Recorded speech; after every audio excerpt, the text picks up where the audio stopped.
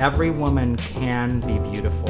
I'm your host, Denise Tunnell. And you're watching Beauty Talk. I'm Janice Tunnell, your host of Beauty Talk. And I'm the name of the title. Hey everybody, thank you for joining us for Beauty Talk. We're here for our first panel, and we're joined by the fabulous Dee Dee Kelly, the even more fabulous Constance Foe, the extra fabulous Maxi, my sister and co-host Denise, and Tym Bucharern. And you know you're fabulous, Tym. Oh, I know that. Okay. First, I want to start off by asking each and every one of you, how do you reinvent yourself as makeup artists? You know, it's about making a plan of where you want to go. You start off in one place, and there's a formula of getting to the next place. There's the step-by-step process that you have to follow to get to the next place. So say that you're a bridal makeup artist, and you want to reinvent yourself and now do fashion, or you want to now get into perhaps the union. You have to actually follow certain steps to get to where you want to go. If you want to go into fashion, you must build a portfolio. If you want to go into the union, you must do union time and do independent films for low budgets or whatever to get your time on. So let me ask you, what if you've been in the business for over 20 years and you've done almost everything, but now things have gotten kind of quiet and now you're just sitting around for almost a year, not really working? How do you get back out there?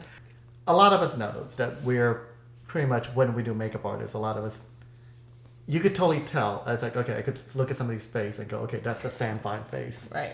That's a Kevin Aquan face and things like that. But at this, to reinvent it, it's like, I think a lot of time you have to go through a lot more studies and redo the research, do more, trying to figure out. It's just a lot of it is just figure out what you want to do, where you want to go. Like Maxi was saying, like, if you want to go into the fashion world, or you've done the fashion world, you want to get more into it, then get the Italian Vogues. There's a makeup community out there, and there are a lot of artists out there who are doing a lot of different things. And I can't be stuck in my one area. I have to realize that, okay, I may have to take some classes. I may have to learn I may have to learn airbrush, or I may have to learn body painting or something just to be able to keep up and be a little more competitive. What do you think about that, Constance? Well, I totally agree on taking the classes, because there's always something new going on, or the new fad that you have to stay up with, because it is a very competitive business. But really, just to reinvent yourself, just stay on your game in everything that you do. In my brain, I just imagine I'm reinventing myself with each client. And I'm like, oh, this is a brand new person. And she has never, and I have never, and this will never be. And that's how I sort of keep myself fresh and on top of it. I think education basically is what's going to help us to reinvent ourselves at all times, always. And I think doing something new every day, like with each new client, experimenting, trying something new, trying different products, or trying the same products but using them differently. A big part of reinvention is PR. Absolutely. I think it's how you promote yourself, how you put yourself back out there. I have a bunch of friends right now who work in the film industry that are not working. Right. Because there's only a handful of people that constantly work, and those other people are not working.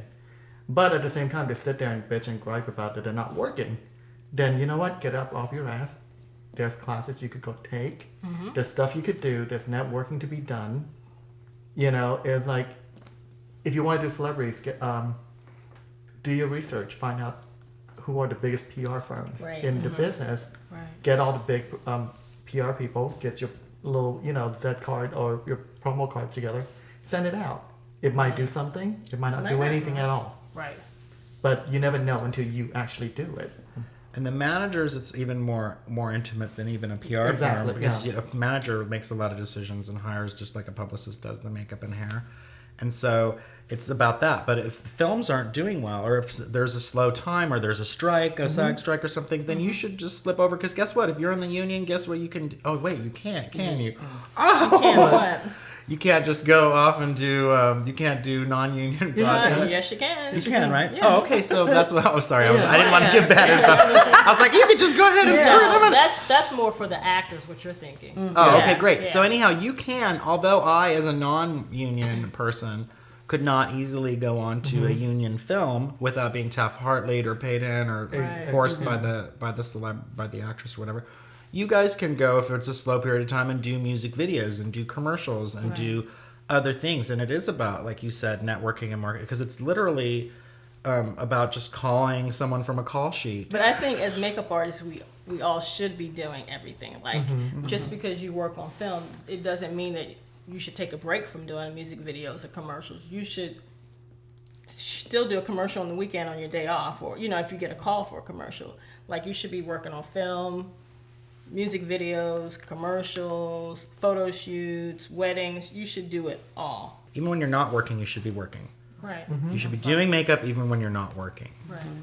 Absolutely. On test shoots and things like that, and and just that's when you start getting your creative. Nobody's telling you that you can't do anything. Exactly. Right. Do whatever. You could do whatever the heck you want. Honey, I'll do headshots again. That's right. Headshots, yeah. I can see going back to headshots because I'm ready to do 5 or 6 headshots. It's like it's like whatever it takes to get. It's like, because like I said, I know so many people right now that's sitting at home going, "Oh my gosh, my phone's not ringing." Make it ring. Make it ring. Right. You make other people's phone ring. And once you get to certain levels, like there are other opportunities for us that trickle down. I mean, it's like that we could take advantage of Yeah. because of the level that we have attained. I mean, like I probably could contact a makeup artist, make makeup line and becoming kind of like a national rep Right. or national artist for the companies. That's Right. that because of where my career has taken me. That Right. I have that, that luxury of calling Mac and said, "Hey, guess what? I'm available. What do you got for me?" Right. I mean, and or calling any other companies and do the same thing. Hi, I'm your host, Denise Tunnell, and welcome to the Beauty Lounge. Today in the Beauty Lounge, we're joined by Tashunta Hogan of Sensational Soaps. Welcome, Tashunta. Thank you. So tell us a little bit about Sensational Soaps. Sensational Soaps was founded in 2007.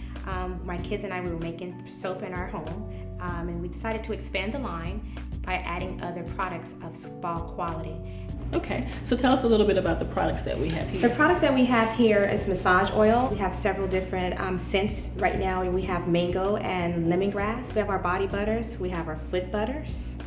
We have a breast cancer awareness soap. Is basically because of my mom, who's a 2-time breast cancer survivor, and that goes back to A Daughter's Heart, which is an organization who has cancer patients.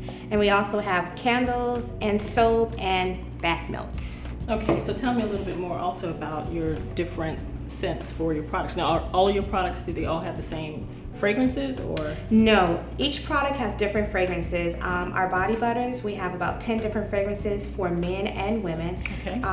So we don't just cater to women, we also cater to men.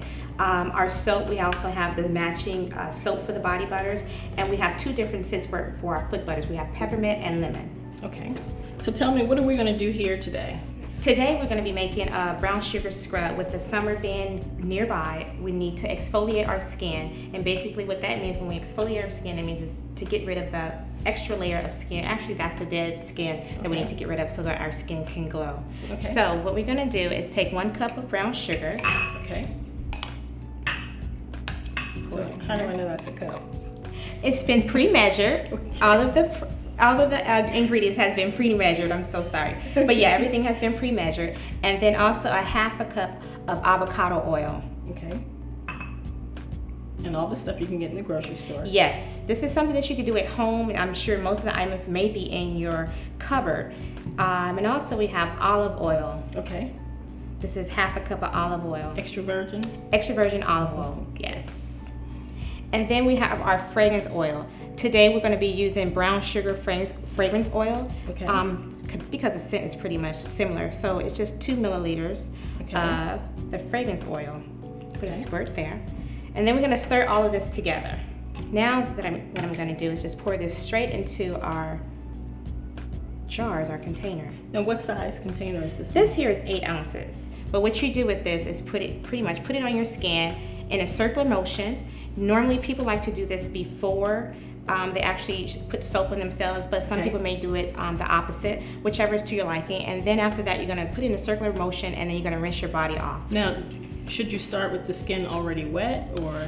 You can start with the skin wet, or you can start with it dry. It's to Okay. your preference. So will it leave the skin very oily, or for It'll- someone like me with dry skin, It'll should be just very really smooth, moisturized? and you'll also see a glow in your skin. It's not going to be lifeless Gotcha. as before. You can get our products at Scentsational Soaps. It's